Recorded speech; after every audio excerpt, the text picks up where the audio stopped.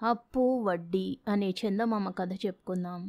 పాపన్న ఉండే గ్రామంలో ఒక కిరాణా కొట్టు పెట్టాలని పక్క గ్రామంలో ఉండే గోవిందుడనే యువకుడు కొంత డబ్బు పోగు చేశాడు.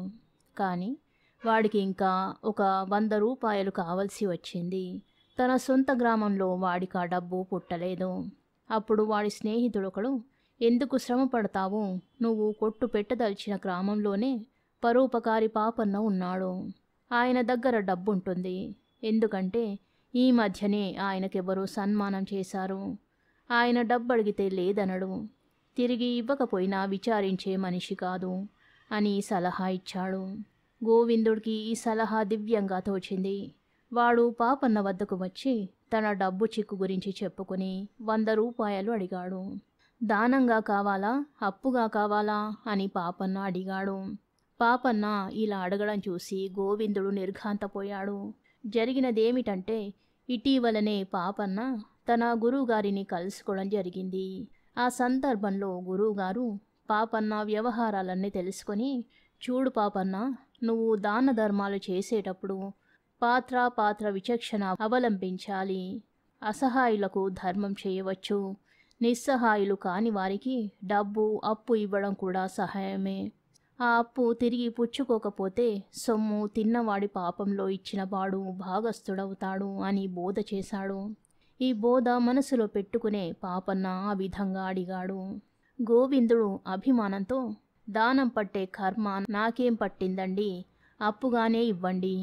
3 నెలలలో మీ బాకీ అంతా సర్దేస్తాను. వడ్డీ ఎంత అడుగుతారో అడగండి అన్నాడు. 3 నెలల భాగ్యానికి వడ్డీ దేనికి, అసలు ఇచ్చేస్తే చాలు అన్నాడు పాపన్న. పత్రం రాసి ఇవ్వమన్నారా అని అడిగాడు గోవిందుడు. నీలో నీకు విశ్వాసం లేకపోతే రాసి ఇవ్వు అన్నాడు పాపన్న. నా విశ్వాసం మీరే చూస్తారుగా అని గోవిందుడు 100 రూపాయలు పుచ్చుకొని వెళ్ళిపోయాడు. తాను గోవిందుడికి 100 రూపాయలు అప్పిచ్చిన సంగతి పాపన్న గుర్తు రాసుకున్నాడు. గోవిందుడు పెట్టిన గడువు 3 నెలలు గడిచాయి. ఈలోపుగా పాపన్న ఎంతమందికో దాన ధర్మాలు చేసినట్టు వాడు తెలుసుకొని నా దగ్గర గొప్ప వ్యవహార్తలాగా మాట్లాడాలని చూశాడు గాని ఆ మనిషి నా బాకీ మాట మరి ఎత్తడు అనుకుని తృప్తిపడ్డాడు. పాపన్న 1 సంవత్సరమల్లా ఆగి గోవిందుడి వద్దకు వెళ్ళి, ఏమోయ్, నా దగ్గర ఏడాది క్రితం 100 రూపాయలు అప్పు తీసుకున్నావు, 3 నెలల్లో చెల్లు వేస్తానన్నావు, ఇంతవరకు చెల్లించనే లేదు. నీ వ్యవహారం బాగా సాగుతున్నదా అని అడిగాడు. వ్యాపారం బాగానే జరుగుతున్నది కానివ్వండి, డబ్బు పొర్లించవలసి రావడంతో మీ బాకీ తీర్చలేకపోయాను. వీలు చూసుకొని ఇస్తాలేండి అన్నాడు గోవిందుడు. ఇవ్వలేకపోతే చెప్పేయి, దానం చేశాననుకుంటాను అన్నాడు పాపన్న. 4 బేరగాళ్ళు దుకాణంలో ఉన్న సమయంలో ఇంత మాట పడలేక గోవిందుడు, చచా, దానం దేనికండి, అప్పు అన్న తర్వాత అప్పే, ఇచ్చేస్తాను అని పాపన్నను అవతలికి తీసుకుపోయి రహస్యంగా, చూడండి పాపన్న గారు, బాకీ అంతా ఒక్కసారిగా ఇవ్వడం నాకు కష్టంగానే ఉంది. నెలకు 10 రూపాయల చొప్పున చెల్లి వేస్తాను, ఏమంటారు అని అడిగాడు. పాపన్న సరే అన్నాడు. గోవిందుడు పాపన్నకు 10 రూపాయలిచ్చి పంపేశాడు. అది మొదలు వాడు పాపన్నకు నెల 10 రూపాయల చొప్పున ఇస్తూ వచ్చాడు. తీర్చనవసరం లేదనుకున్న అప్పు వాయిదాల మీదనే అయినా తీర్చవలసి వచ్చేసరికి గోవిందుడికి పాపన్న పైన ఏదో కసి పుట్టుకొచ్చింది. అందుచేత వాడు పాపన్న పైన దుష్ప్రచారం ప్రారంభించాడు. పాపన్న నెల వచ్చి 10 రూపాయలు పుచ్చుకుపోయినప్పుడల్లా దుకాణం మీద ఎవరో ఉండేవాళ్ళు. వాళ్ళతో గోవిందుడు, ఈ పెద్ద మనిషి చూడండి, అపరదాన కర్ణుడినని అంతా చెప్పుకుంటారు. తప్పనిసరి అయి ఈ అనగారి దగ్గర ఒక 100 రూపాయలు అప్పు చేశాను. అందుకు గాను నెలకు 10 రూపాయలు వడ్డీ గూబమెలేసి తీసుకుంటున్నాడు. చచ్చినట్టు ఇచ్చుకుంటున్నాను. ఏమిటి చెయ్యడం అంటూ వచ్చాడు. ఈ దుష్ప్రచారం విని అంతా ఆశ్చర్యపడ్డారు. పాపన్న పైన అభిమానం గల వాళ్ళు బాధపడ్డారు కూడా. ఇలాంటి అభిమానులలో రామయ్య శ్రేష్ఠి అని ఆయన ఒకడు. ఆయనతో కూడా గోవిందుడు పాపన్న గురించి అందరితోనూ అన్నట్టే అన్నాడు. అది విని రామయ్య శ్రేష్ఠి మండిపడి గోవిందుణ్ణి గట్టిగా చివాట్లు వేశాడు. పాపన్న గారికి వల్ల మాలిన వడ్డీ చెల్లించలేక నేను ఎలా సతమతం అవుతున్నాను మీకు తెలీదు శ్రేష్ఠి గారు. ఈ బాకీ రద్దయితేనే గాని నాకు నిద్రాహారాలుండవు. నా భార్య చేతి నగలు అమ్మి పాపన్న గారి నుంచి రుణ విముక్తి పొందుదామనుకుంటున్నాను. కాస్త వాటిని మంచి ధరకు అమ్మిపెట్టి పుణ్యం కట్టుకోండి అంటూ గోవిందుడు తన భార్య చేతి నగలు తెచ్చి రామయ్య శ్రేష్ఠికిచ్చాడు. అసలు సంగతేమిటంటే గోవిందుడి వ్యాపారం 3 పూలు 6 కాయలుగా ఉంది. పెట్టుబడి హెచ్చిస్తే లాభాలింకా హెచ్చే సూచనలు కనబడుతున్నాయి. అందుచేత వాడు తన భార్య నగలు ఎలాగూ అమ్మదలిచాడు. అవి రామయ్య శ్రేష్ఠి గారి చేతిలోనే పెట్టి పాపన్న బాకీ కోసం అమ్ముతున్నట్టు చెబితే ఆయనకు తన మాటలలో విశ్వాసం కుదురుతుందన్న నమ్మకంతో ఈ పని చేశాడు. రామయ్య శ్రేష్ఠికి గోవిందుడి మాటలలో కొంత నమ్మకం కుదిరింది. అంత మాత్రాన ఆయనకు పాపన్న యందున్న గురి పూర్తిగా నశించక పాపన్న వద్దకు వెళ్ళి గోవిందుడి బాకీ గురించి అడిగాడు.